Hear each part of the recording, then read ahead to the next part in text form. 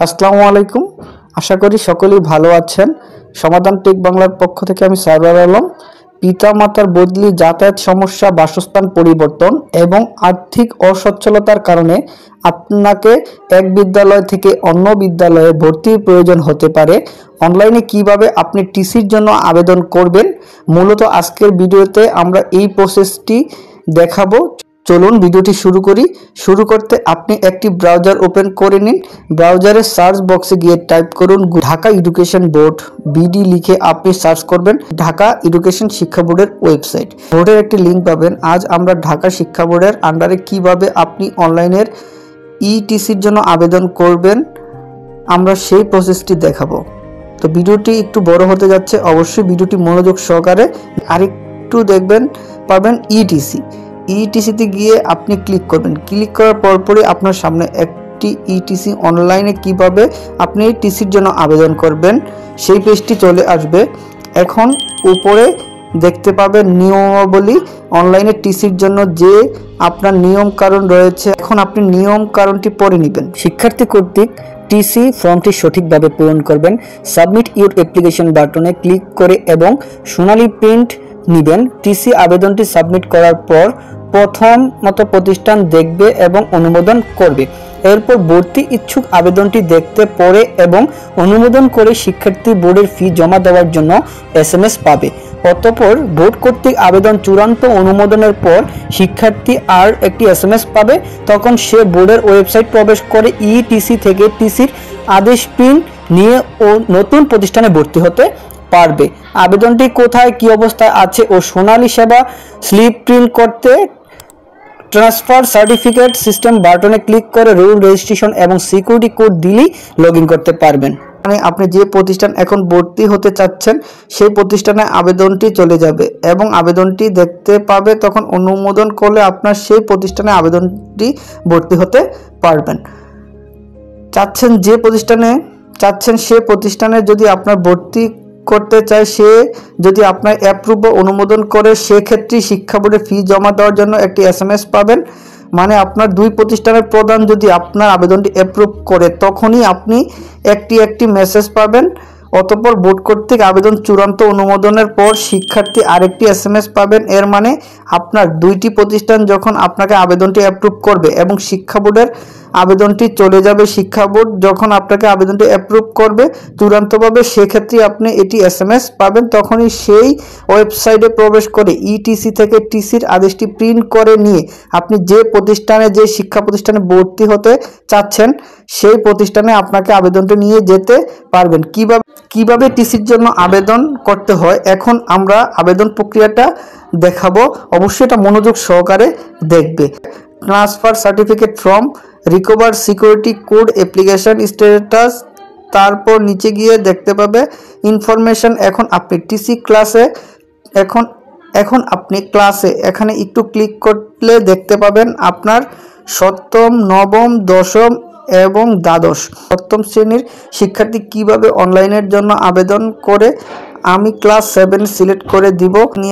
এখানে আপনি আপনার সপ্তম শ্রেণী কত সনে আপনি পাস করেছেন তা আপনার ইয়ারটি উল্লেখ করতে হবে। আপনার জন্য অবশ্যই ষষ্ঠ শ্রেণীতে আপনাকে একটি রেজিস্ট্রেশন কার্ড দেওয়া হয়েছিল।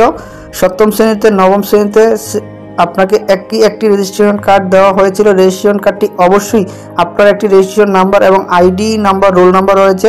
সেই রেজিস্ট্রেশন নাম্বার এবং আইডি অথবা রোল নাম্বার আপনাকে বক্সে টাইপ করে দেওয়া হয়ে গেলে অটোমেটিক আপনার সার্ভার থেকে আপনার নাম, পিতার নাম, মাতার নাম এগুলো তথ্য চলে আসবে। রেজিস্ট্রেশন নাম্বার এবং রোল নাম্বার বা আইডি নাম্বার দেওয়ার পরপরই নিচে দেখতে পাবেন যে student name, father name, mother name এবং আপনার যে প্রতিষ্ঠানে আপনি বর্তমানে অধ্যয়ন করেছেন সেই প্রতিষ্ঠানের নামটি অলরেডি চলে আসবে। তারপর আপনি নিচে সাবজেক্ট কোডটি অটোমেটিক আপনি চলে আসবে। নিচে গিয়ে আপনার মোবাইল নাম্বার টাইপ করে দিতে হবে। মোবাইল নাম্বার দেওয়া হয়ে গেলে নিচে গিয়ে দেখতে পারবেন যে কারেন্ট ইনস্টিটিউট, মানে আপনি বর্তমানে যে প্রতিষ্ঠানে অধ্যয়ন সে প্রতিষ্ঠানের নামটি অটোমেটিক আপনার চলে আসবে।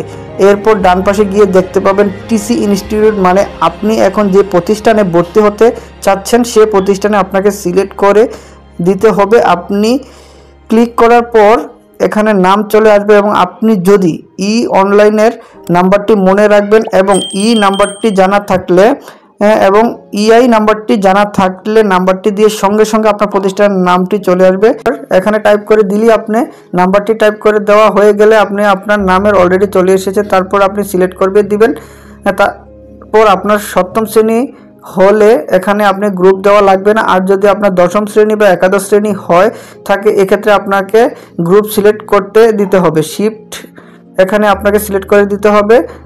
দেওয়া হয়ে গেলে নিচে গিয়ে দেখবে আপনার মিডিয়া বাংলা না ইংলিশ। এখানে আপনার যেহেতু আমি বাংলা মিডিয়ামে আবেদন করছি সেজন্য বাংলা থাকবে, ইংলিশ মিডিয়ামে আবেদন করলে ইংলিশ সিলেক্ট করে দিবেন। তারপর অটোমেটিক রেজিস্ট্রেশন কার্ড সে সাবজেক্ট কোডটি ছিল অটোমেটিক চলে এসে গেছে। তারপর কাজ অফ টিসি, আপনি কি কারণে আপনি প্রতিষ্ঠান পরিবর্তন করছেন বা কি কারণে আপনি টিসি নিতে চাচ্ছেন এই কারণটি উল্লেখ করতে হবে। 4টি কারণ রয়েছে। পিতামাতার বদলিজনিত সমস্যা অর্থাৎ বাসস্থান পরিবর্তন, যাতায়াত সমস্যা, আর্থিক অসচ্ছলতা। আপনাকে পছন্দ অনুযায়ী আপনি কি কারণে টিসি নিতে চাচ্ছেন সেই নামটি এখানে উল্লেখ করতে হবে।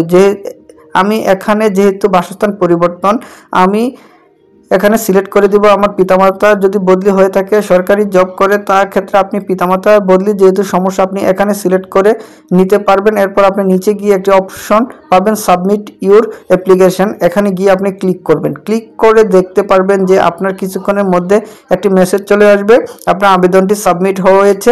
সোনালী সেবা স্লিপ প্রিন্ট নিয়ে রাখুন, মানে আপনার যখন আবেদনটি হয়েছে তখন আপনি এখন সোনালী সেবা স্লিপের প্রিন্ট নিয়ে রাখুন। উভয় প্রতিষ্ঠান অনলাইন অনুমোদন করার পরই স্লিপটি নিয়ে সোনালী ব্যাংকে ফি জমা দিতে হবে।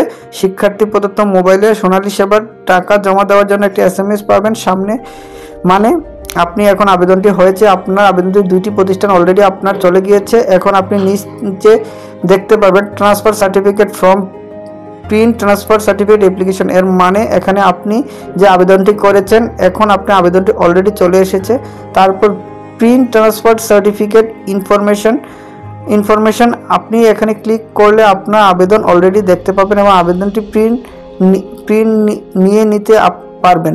আপনি যে অনলাইনে আবেদন করেছেন আপনার আবেদনটি কিন্তু 2টি প্রতিষ্ঠানে জমা হয়েছে এবং 2 প্রতিষ্ঠানের হেডমাস্টার বা প্রধান শিক্ষক আপনার আবেদনটি অ্যাপ্রুভ করার আপনি দেখতে পাচ্ছেন যে আপনার প্রতিষ্ঠান আপনার আবেদনটি চলবে এসেছে বলে সে নামটি অলরেডি চলে এসেছে, মোবাইল নাম্বার আর সাবজেক্ট কোড গ্রুপ এবং ভার্সন ফ্রম ইনস্টিটিউট। আপনি যে প্রতিষ্ঠানে অধ্যয়ন করেছেন সেই প্রতিষ্ঠানের নামটি বামের দিকে পাচ্ছেন আর নিজের ফর্মের অনুমোদনের জন্য অপেক্ষমান, মানে আপনি যে প্রতিষ্ঠানে আবেদন করেছেন আপনার প্রতিষ্ঠানটি আপনার আবেদনটি অ্যাপ্রুভ করে প্রথম অ্যাপ্রুভ করলেই তারপর যে প্রতিষ্ঠান ভর্তি হচ্ছেন সে প্রতিষ্ঠানের আপনার আবেদনটি আপনার প্রধান শিক্ষক অ্যাপ্রুভ করে 2 প্রতিষ্ঠানের হেডমাস্টার যখন আপনার আবেদনটি অ্যাপ্রুভ করবে তখনই আপনি চূড়ান্তভাবে আপনার আবেদনটি সম্পূর্ণ হবে।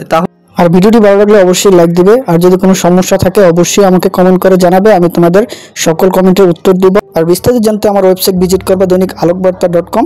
আমি ভিডিও ডিসক্রিপশনে তার লিঙ্ক দিয়ে দেবো, সেখানেও গিয়ে তোমরা বিস্তারিতভাবে পরে তোমরা আবেদন করতে পারবা। সকলে সুস্থ থেকো, ভালো থেকো, আল্লাহ হাফিজ।